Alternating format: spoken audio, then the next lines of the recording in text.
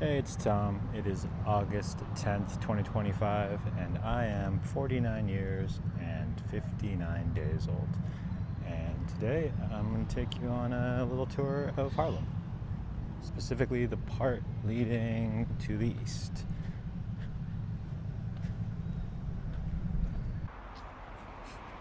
This is kind of a weird stretch that leads from my house to pretty much to the IKEA. It's down this way. I have no idea what the story is behind this thing. It looks activity based, like this could be like a bocce ball field pitch.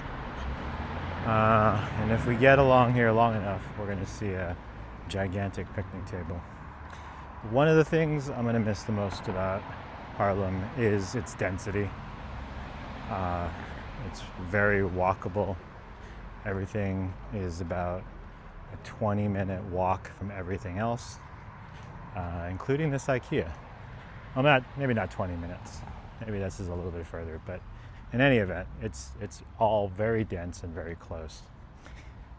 And because it's so dense, you can have a lot of infrastructure, a lot of transit infrastructure.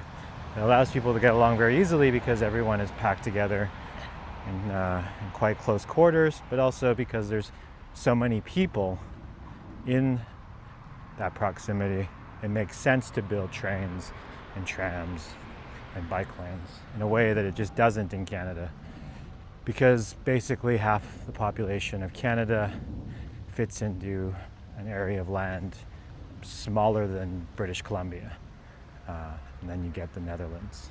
And there's really no reason for Canada to be as big as it is as a country, except, greed, colonial greed. When European nations came to North America, there was no sense that you should stop at some point. Certainly back then there were so many fewer people. They didn't need all that land, but it was a land grab. It was nation building, empire building, and so they just took as much as they could and then didn't really stop to think about whether or not people should be as spread out as they are, which is why to this day you can't really get a train. Well, you can't get a train. There's no really about it. You can't get a train from the airport in Vancouver to the ferry terminal, two major transit hubs that are not connected by any kind of rapid transit. And that's that. Hey, buddy. You all right? You okay? No?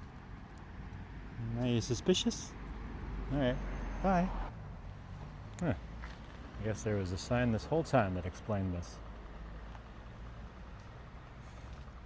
Anyway, I don't want to praise the Netherlands too much for their lack of expansion in the European continent, because obviously that was constrained by other nations, and the Netherlands is a colonial power that expanded elsewhere.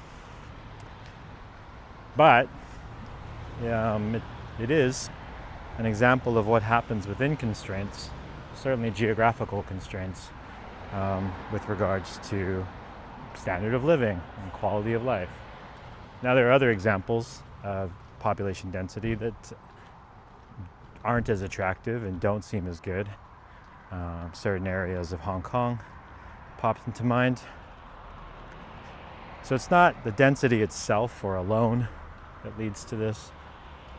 Obviously, at the same time, there are a lot of policy decisions the Netherlands makes, which I will praise it for, that lead to the walkability, livability of its various cities. And this is pretty consistent in all Dutch cities. They have variations. Definitely Rotterdam, for historical reasons, is very different. But ultimately, the downplaying of cars and the emphasis on public transport, walking paths, and bike lanes is consistent, at least everywhere I've been in the Netherlands. And it's going to be a huge adjustment to go back to North America and try and contend with the situation over there.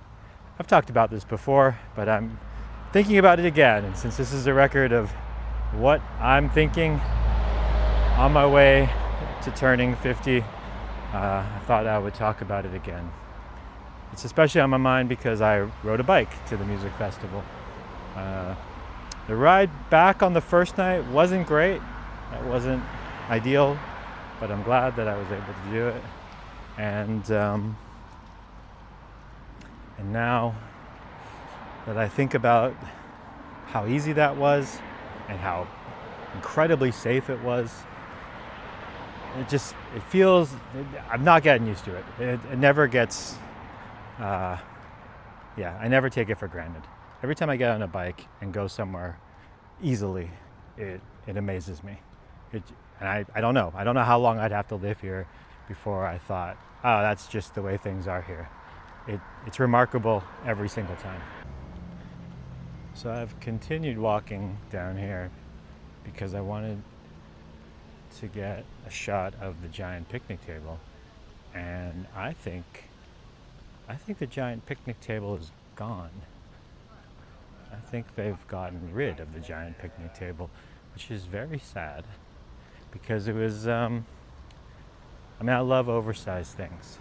I think it's great to have oversized things. Right now there's a pigeon on the High Line. There's a statue of a pigeon on the High Line, and the statue is called Dinosaur. It's just a really, really large pigeon. I think it might be like a dinosaur-sized pigeon. And that's fantastic. And yeah, it's gone. Well, that's too bad.